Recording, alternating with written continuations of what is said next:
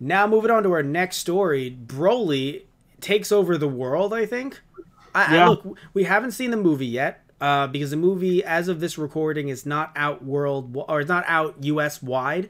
There was a release, obviously in Japan, and there was also a U.S. release at the TCL Theater in L.A. We obviously could not make it, um, for obvious reasons. Try our damnedest. Yeah, and we tried our damnedest, but we realized, right, we're from New York and we're broke. So, but both of those things do matter. We're not famous celebrities. Yes, exactly. So December 13th is when it came out at the TCL Chinese Theater in Hollywood. This was the English dub, by the way, that had its world premiere. And of course, the film will be opening up January 16th, which again, as of this recording, actually it's funny, as of this recording, it is going to start opening up today. But we will not be seeing it for a bit. But we actually will be doing this podcast. Funnily enough, I've been swayed. I will actually be going to see the movie. If you guys have been seeing older Keikaku corners that we've done, you know why I've been swayed.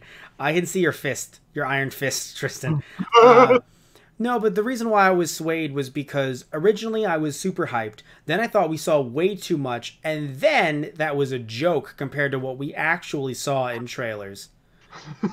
Like, what we actually saw in trailers was just a joke to me. Like, I sitting here and I'm like, how have we not seen the entire movie with all those spoilers that we're not going to talk about here? And also, I should change the picture, damn it.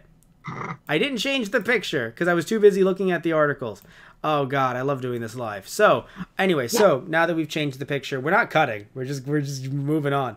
That's what we got to do, man. We got to move on. So I can do a picture of Broly screaming. Here, let me just spike up my hair real quick and paint it green. wait a minute, is that Yamcha?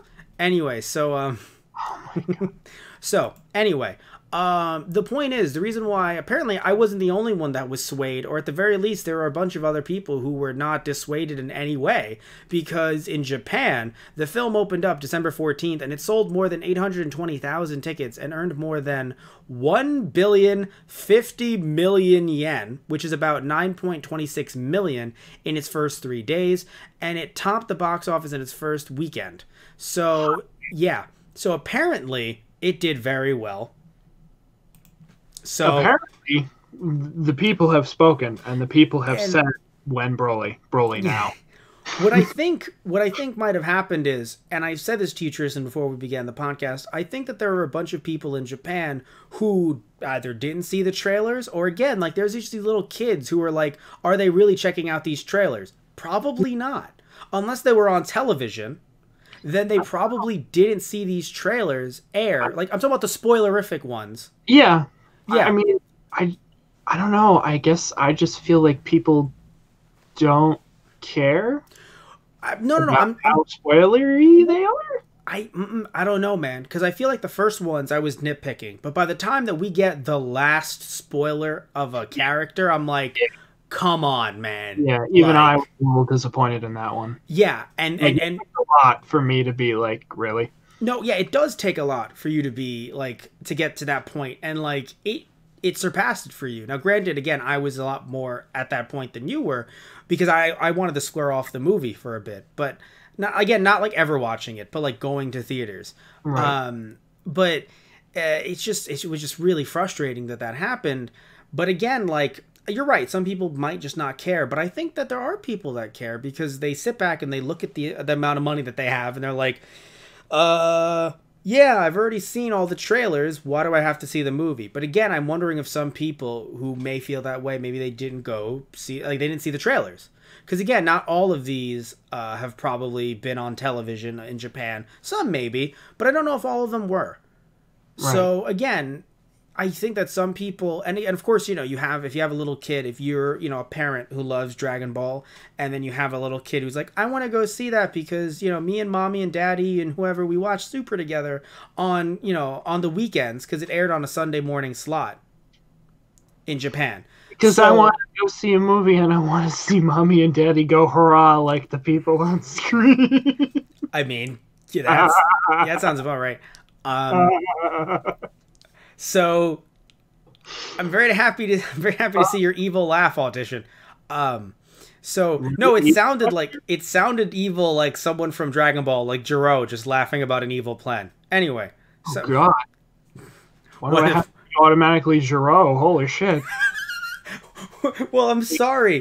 Like I feel like the next step is just Frieza. I was gonna say, like, not many villains in Dragon Ball Z were nuanced. Uh, Not many of them had nuance. Most of them were going to kill everyone and everything. Fair, but I just mean on a scale of like on a scale.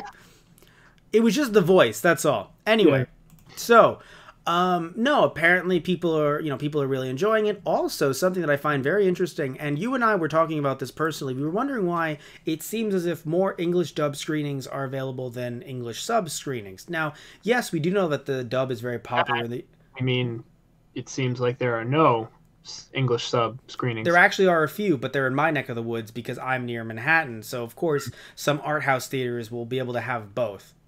Well, but that still strikes me as weird because unless I'm completely remembering my own timeline wrong, Mm. I could have sworn I saw a revival of F in with English subs. Well, no. Well, it's two. Yeah, no. I know that you saw it with English subs, but I think that there's two things that are going wrong. That went wrong potentially. Well, because we know that with From Battle of Gods to Resurrection of F, Revival of F, when it came to that movie, referring to Revival of F, it got so much, like there was so much money poured into it that there were more screenings of both English dubs and English subs. And I think perhaps Funimation just saw where the money was. I mean, they only went for about a week. That was more than Battle of Gods. True, true. And now this one is more than both.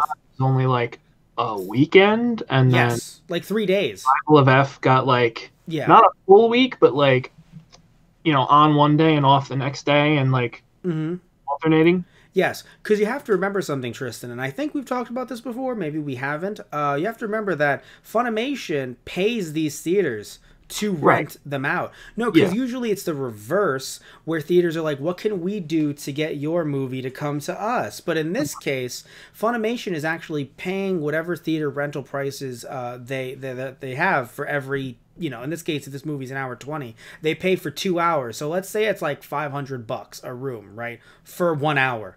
Then it's $1,000 for 2 hours. So they're doing this for every room in every theater across the US that they currently have on listings. They want to make sure that each and every room is sold out. Yeah.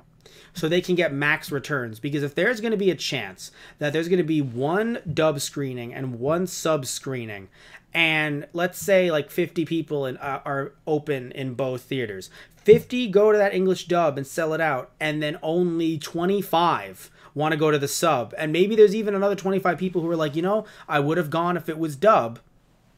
Funimation is going to make the choice that gets them more money. Yeah. I don't think it's I get that. I know. It just sucks because sub though, theater was full, but yeah, that also could be the fact that there may have been less days. True. Yeah. Yeah. I don't. Yeah. Either way, your mic's cutting out. Could we do a quick test? Are you good? It should still be good. Okay. For some reason, it would cut out randomly, and I was like, "What the fuck?" Anyway, so, but as we were saying, yeah. So it is frustrating. Don't get me wrong, but I do wonder if another reason why they've been doing they're doing more English dubs than subs from the look of it is because this is apparently the first anime film in the US that is being screened in IMAX, which is weird because there are a lot of I'm sorry to say this, but there are because I'm not trying to put down Dragon Ball Z or Dragon Ball in general. There are a lot of other movies that you would imagine would have benefited and have been in IMAX. Like there's not one Miyazaki film? Really? Yeah. That's odd. That's fair. Because it's also, Miyazaki films in the U.S. are, in a sense, backed by Disney. You would think that they would have had those in IMAX, but I guess not. No, I'm not saying that it's a problem or something like that. Like, oh, why Dragon Ball? But no, it's just odd that this was the first movie.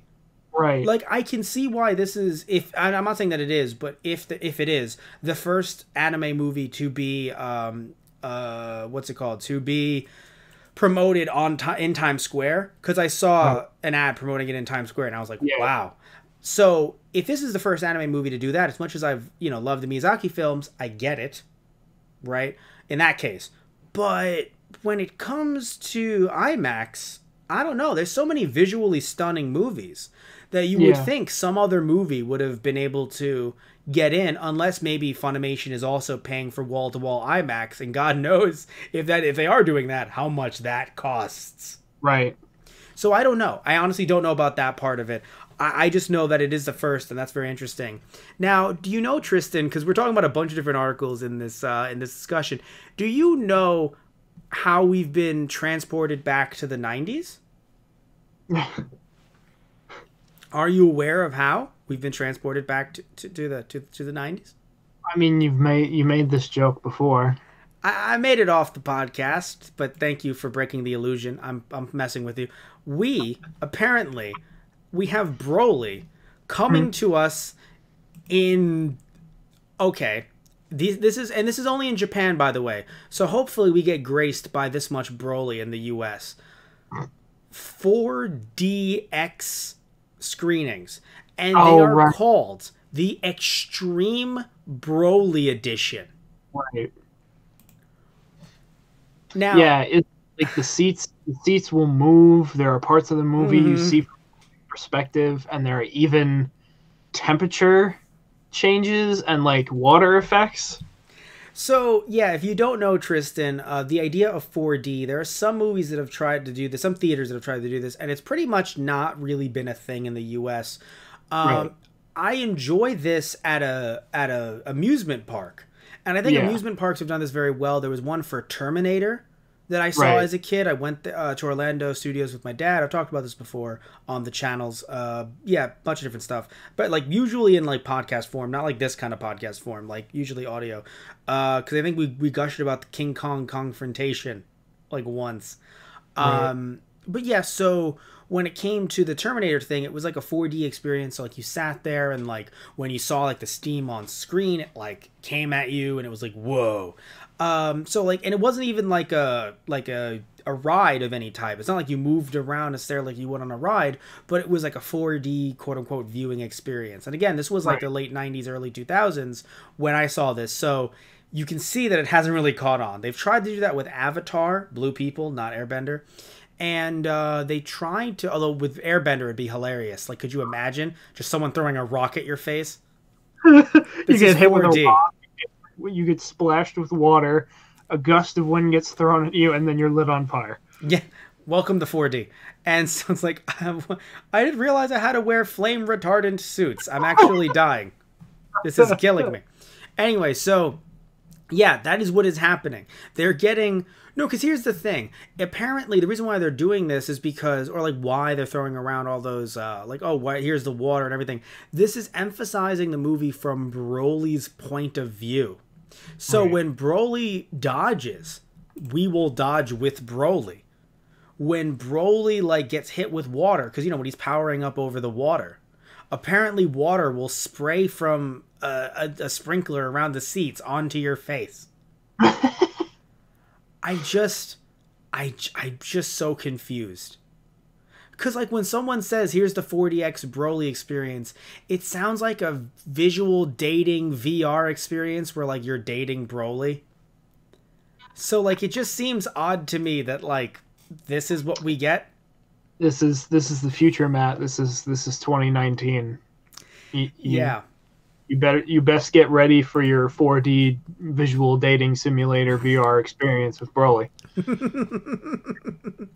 Oh, good God. Oh, good God. Anyway, so, yeah, the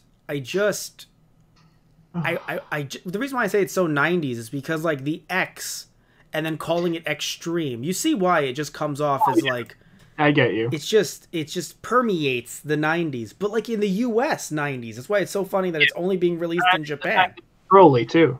Well, the fact that it's Broly, of course. But here's the funny thing: this is only being released in Japan. So like it's weird that like I'm coming at this from a US 90s perspective, as are you, and apparently this is happening. So I'm not saying this is going to be bad.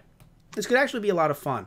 I just know that this is something that will never, and I mean never, come to the US, only because there are not enough theaters that are able to support 4D. Not gonna lie, What? I'm kind of envious. You don't understand. That's the version I would go see with you in a heartbeat. Fuck IMAX. This is the version I would go see with you.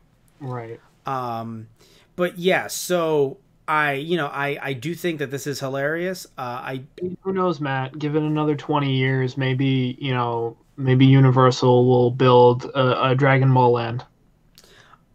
I mean, they can. I guess. I mean, Toei has some VR stuff in Universal. I thought, I believe, I know that there's a Dragon Ball VR where you get to do a Kamehameha in one of the amusement parks in Japan. I forgot which one. Either way, though, yeah. So look, I've been, I feel differently about this movie now, and again, apparently other people do too.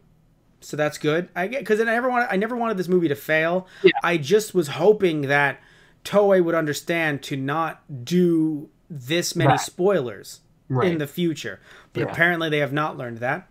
I don't know. We'll see what happens next time when we just get all the spoilers. I don't know. We'll see what happens. We'll see what happens when we get all the spoilers and it's not Broly. Yeah, right. Actually, that's a very good point. Yep. Potentially Broly, not even the spoilers, but because Broly was being brought into official canon, people were like, oh my god, I really want to see this. We don't know what'll happen post.